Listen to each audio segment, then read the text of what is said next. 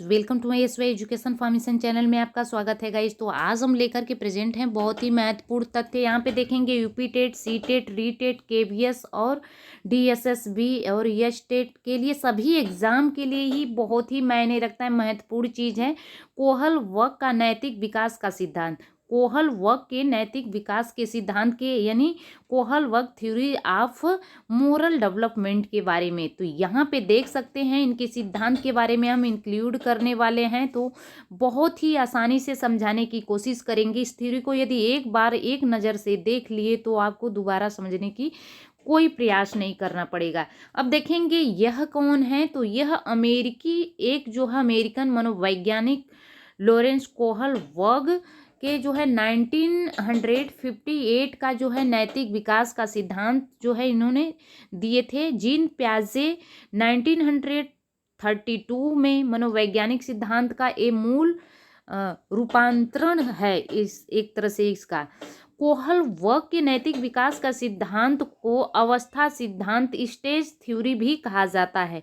नैतिक व्यवहार जन्मजात नहीं होता है गाइस, नैतिक व्यवहार जन्मजात नहीं होता है। इसमें नैतिक व्यवहार जन्मजात नहीं होता है, नैतिक व्यवहार जन्मजात नहीं होता है बल्कि इसे सामाजिक परिवेश से सीखा या अर्जित किया जाता है। तो इसमें ये बताया गया है। अब देखेंगे इसमें क्या आप जानते हैं कि कोहल वर्ग ने सर्वप्रथम नैतिक विकास के सिद्धांत का प्रतिपादन अब उन्होंने कब किए थे, तो स्क्रीन पे आप देख सकते हैं 1969 में इन्होंने दिए थे। इसके बाद जो है 1981 और 1984 में संशोधन किया गया था। आपको एक क्वेश्चन तो यहाँ पे मिल गया। कोई भी रीटेट, सीटेट, सुपर टेट, कोई भी एस्टेट का एग्जाम की तैयारी कर रहे हैं तो वीडियो फुल वॉच करिए, आपको पूरा डिटेल्स यहाँ पे मिल जाएंगे।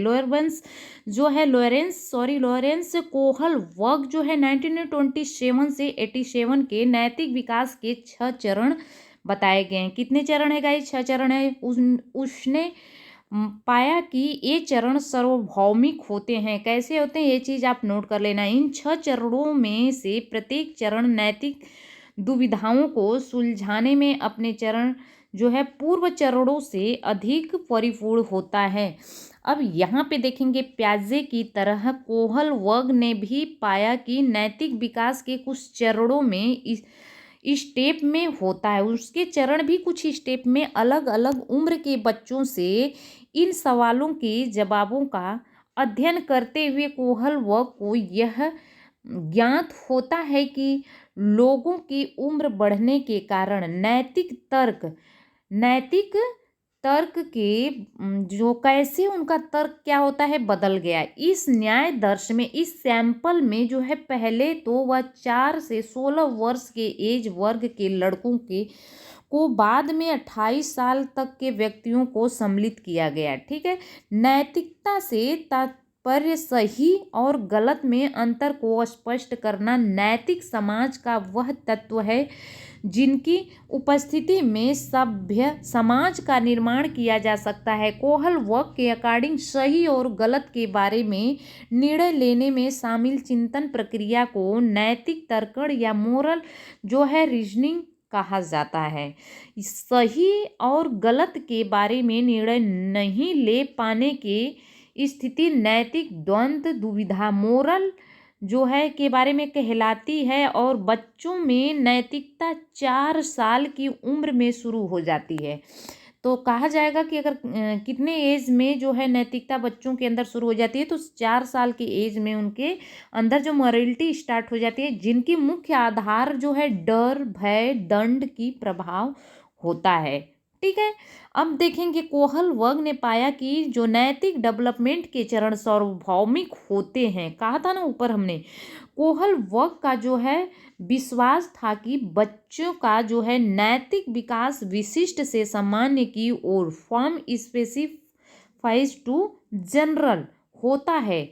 इन्होंने नैतिक चिंतन के 3 बुनियादी स्तर बताए और जिन्हें पुनः 2-2 चरणों में विभाजित किया गया।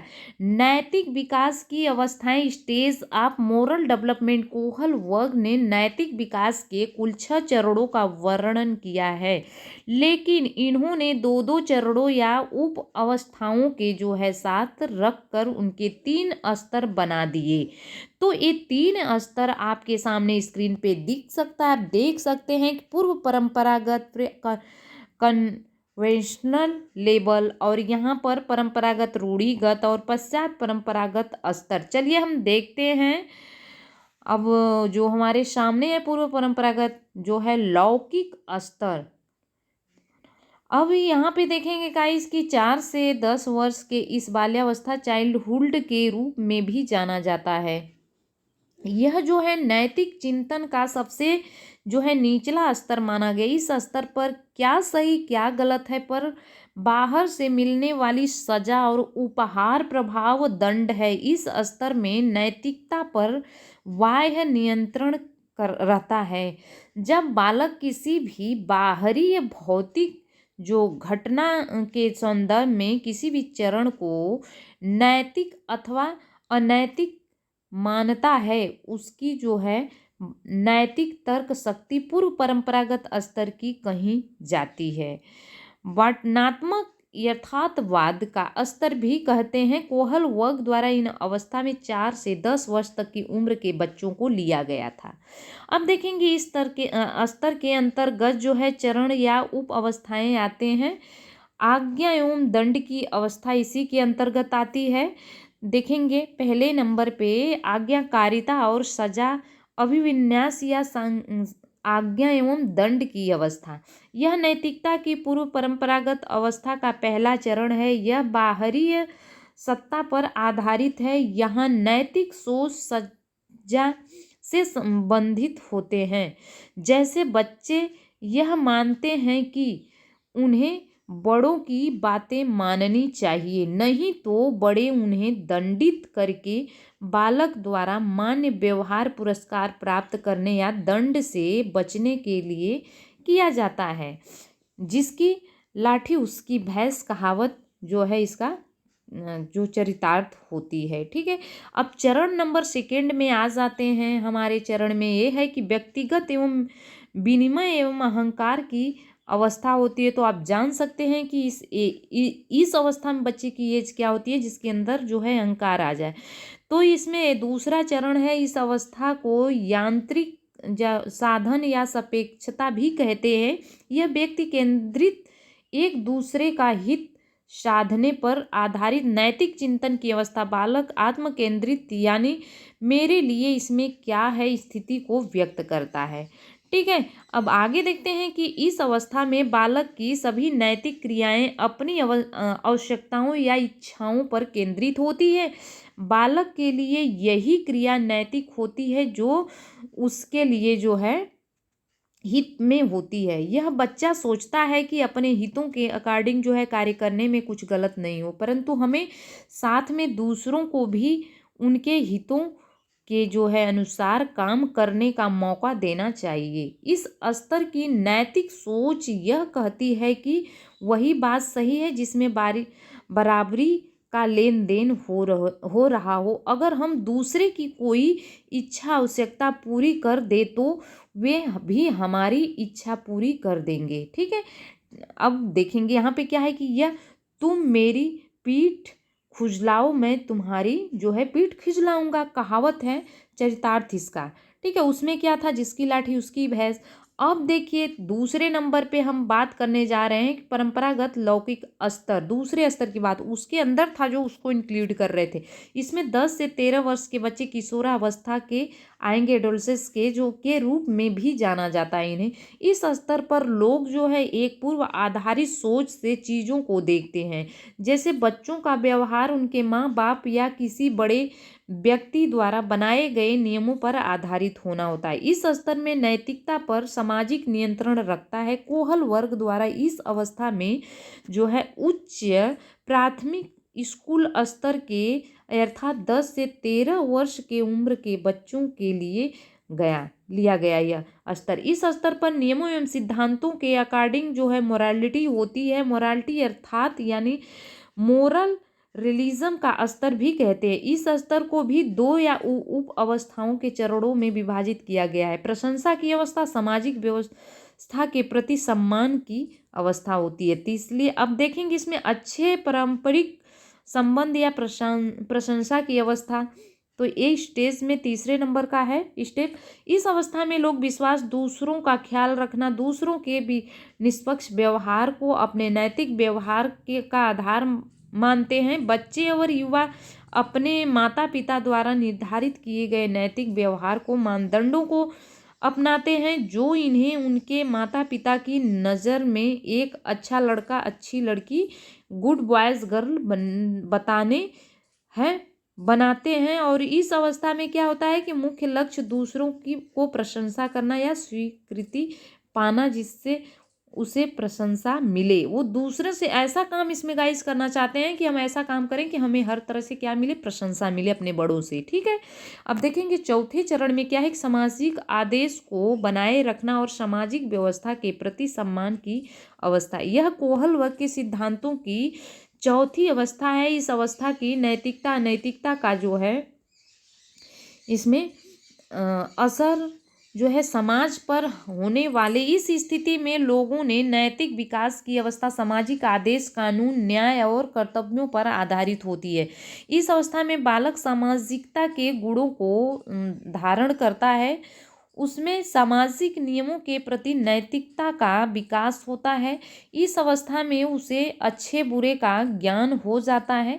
वह समझने लगता है कि कौन सा व्यवहार उसके समाज के लिए हित और नहीं अहित होगा। न्याय कर्तव्यों को समझने लगता है इसमें बालक। ठीक है, अब आगे जैसे किशोर सोचते हैं कि समाज अच्छे से चले, जो है समाज में अच्छे से चले, इसके लिए कानून द्वारा बनाए गए दायरे के अंदर ही रहना चाहिए हमें। ठीक है, तीसरे वाले में देखेंगे पश्चात परंपरागत उत्तर लौकिक। अब देखेंगे इसमें क्या है कि 13 वर्ष के प्रौढ़ अवस्था तक ये रहेगा, युवा प्रौढ़ावस्था तक। इसके रूप में भी जो क्या होता है जाना जाता है, इसमें ये जो है आत्म अंगीकृत नैतिक मूल्य स्तर भी कहते हैं। कोहल वर्ग नैतिक विकास के सिद्धांतों के स्तर पर वैकल्पिक रास्ते खोजे जाते हैं और फिर अपना एक व्यक्तिगत लाभ वाले व्यवहार का रास्ता ढूंढा जाता है। व्यक्तिगत निर्णय एवं स्वयं चुने हुए सिद्धांतों पर आधारित है और नैतिक तर्क व्यक्तिगत अधिकारों व न्याय पर आधारित होता है। इस स्तर में नैतिकता पर आंतरिक नियंत्रण रहता है और यह सहयोगात्मक नैतिकता के रूप में भी जाना जाता है। इस स्तर में 13 वर्ष से अधिक उम्र के बालकों को लिया गया है। कोहल वर्ग ने अपने स्तर को भी दो भागों में उप अवस्थाओं में बांटा है। सामाजिक समझौते की अवस्था, विवेक या सार्वभौमिक सिद्धांत की अवस्था। गाइस अब देखेंगे पांचवें चरण की बात आपको समझाएंगे कि इसमें क्या है कि इस अवस्था में व्यक्ति समाज के नियमों का पालन करता है और व्यक्ति पर निर्भर करता है कि वह समाज के साथ समझौता बनाए रखना या तोड़ना है।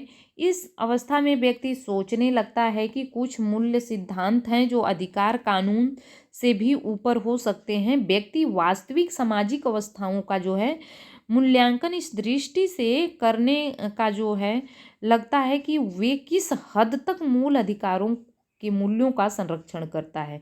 छठवें चरण में सार्वभौमिक सिद्धांत के विवेक की अवस्था है। गाइस तो इसमें क्या होता है कि विवेक की अवस्था भी कहते हैं इसे, और यह सार्वभौमिक नीति सम्मत सिद्धांतों पर आधारित नैतिक चिंतन की जो अवस्था है, यह कोहल वर्ग के नैतिक सिद्धांतों की सबसे ऊंची और छठी अवस्था है। इस अवस्था में जो है व्यक्ति अपनी भावनाओं को नियंत्रण में रख करके अपनी मानसिक शक्तियों का जो है प्रयोग करते हुए भी विशेष जो है नैतिक व्यवहार करते हुए पाया जाता है। ठीक है, इस अवस्था में जो है व्यक्ति सार्वभौमिक मानव अधिकार पर आधारित नैतिक मानदंड बनाता है। जब भी कोई व्यक्ति अंतरात्मा की आवाज़ से द्वंद्व के बीच में फंसा होता है तो वह तर्क करता है कि अंतरात्मा की आवाज़ के साथ जो है चलना चाहिए, चाहे वह निर्णय जोखिम से भरा हो क्यों न हो।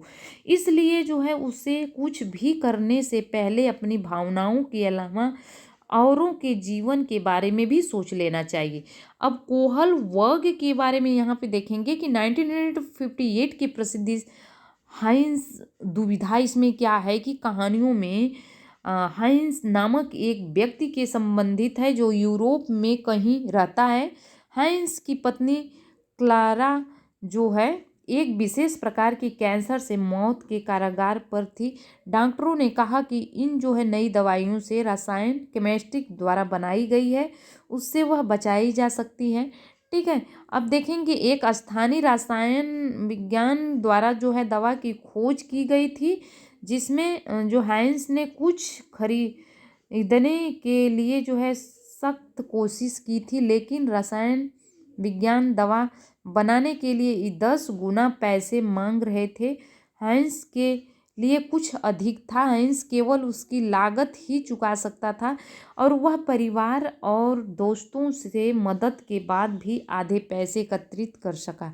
उसके रसायन विज्ञान को समझाया कि उसकी पत्नी मौत के कारागार पर है और पूछा कि क्या वह दवा सस्ती हो सकती है या बाद में बाकी राशि चुका देगा, उसके लिए ठहर जाए। अब इसमें कुछ ऐसा था कि इस तरह से चेतावनी दिया गया, ये भी एक तरह से प्रयोग है, आप देख सकते हैं। और आज के लिए इतना क्वेश्चन काफ़ी है आपके लिए इस तरह से, बट हम कुछ क्वेश्चन इसके पार्ट वीडियो देंगे उसमें आप